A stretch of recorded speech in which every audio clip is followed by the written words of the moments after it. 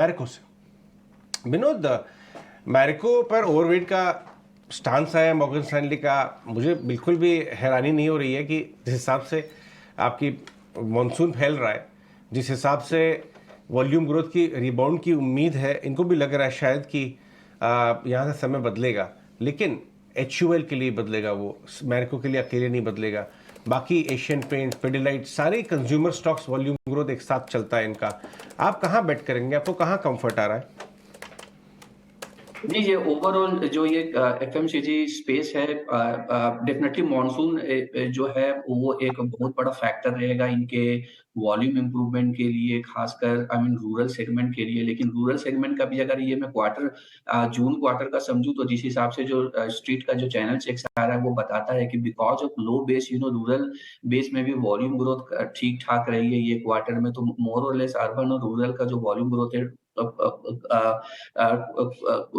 लगभग I mean अच्छे track पर रहे हैं ये क्वार्टर में। आने वाले समय में मुझे लगता है मानसून बहुत ही की फैक्टर रहेगा। But at the same time अगर अर्निंग्स की बात करें तो डेफिनेटली चूंकि इन्फ्लेशनरी प्रेशर कम हुआ है, लेकिन बहुत सारे कंपनीज ने उसको पास ऑन किया है, जिसका असर वॉल्यूम पे दिखेगा। तो ये सारी कंपनी जितने भी एफएमसीजी है या स्टेपल्स है, वॉल्यूम ग्रोथ अच्छी रहेगी, इंक्लूडिंग HUL। तो HUL में भी जैसे मैनेजमेंट हमेशा ये रीआइट्रेट करता है कि हमारा जो मार्केट शेयर है कंसिस्टेंटली लास्ट 6-7 क्वार्टर से 75% प्रोडक्ट सेगमेंट में इंक्रीज हो रहा है। तो वो एट द सेम टाइम इनके वॉल्यूम ग्रोथ को अच्छा करेगा। प्राइसिंग जो रियलाइजेशन ग्रोथ अब मैंने कहा जैसे पास ऑन की है, तो रियलाइजेशन ग्रोथ में उतनी बड़ी इंप्रूवमेंट नहीं आएगी। But because of volume as well as cost जो डिफ्लेशन के कारण इनके मार्जिन ये अच्छे दिखेंगे एटलीस्ट ये साल।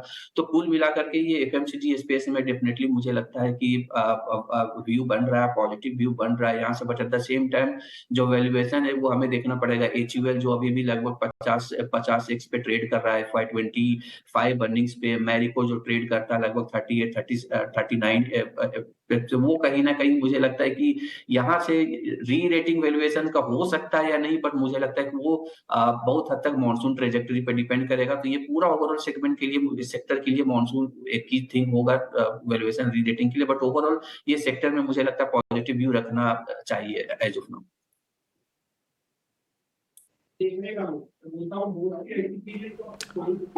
ठीक है, तो स्टॉक पर ये व्यू, लेकिन हम देख रहे हैं कि जो कंजम्पशन वाले जो तमाम स्टॉक्स हैं फोकस में आ रहे हैं हमारे ब्रोकरेज हाउसेस की, जो रेटिंग ओवर वेट की है वो बरकरार है।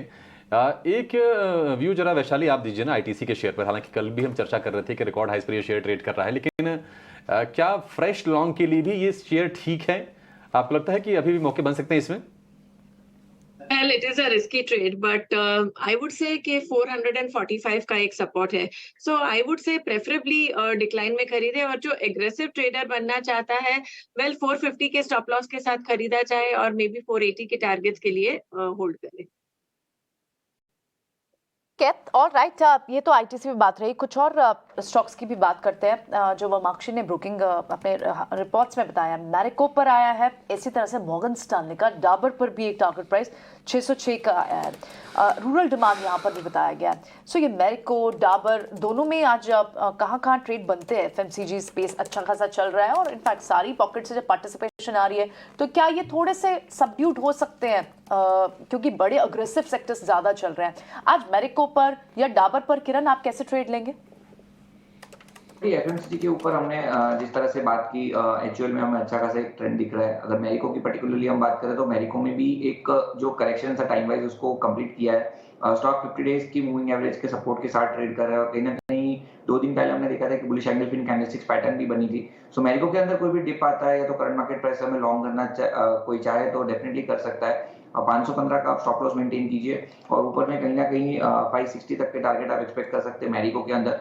डाबर एक लेट लगाड़ है, काफी दिनों के बाद हमने देखा है कि डाबर में नीचे के लेवल से एक अच्छा खासा लेवल ऊपर की तरफ के एक राइजिंग ट्रेंड हम देख रहे हैं। स्टॉक सभी अपनी इंपॉर्टेंट मूविंग एवरेजेस के ऊपर ट्रेड कर रहा है। रिसेंटली 200 डेज मूविंग एवरेज के आसपास कंसोलिडेशन पैटर्न ब्रेकआउट आया है, तो यहाँ पे भी बाय ऑन डिप्स या तो कोई भी करंट मार्केट प्राइस से लॉन्ग करना चाहे तो कर सकते हैं। 560 का एक स्ट्रिक्ट स्टॉप लॉस आप मेंटेन कीजिए, और जिस तरह के चार्ट पैटर्न है 620 तक के टारगेट आप एक्सपेक्ट कर सकते हैं। तो अगर मार्केट में कहीं ना कहीं प्रॉफिट बुकिंग आया तो देयर आर चांसेस कि FMCG एक डिफेंसिव प्ले रोल कर सकते हैं। तो मेरे हिसाब से FMCG में हमें बाय ऑन डिप्स की स्ट्रेटजी देखनी चाहिए।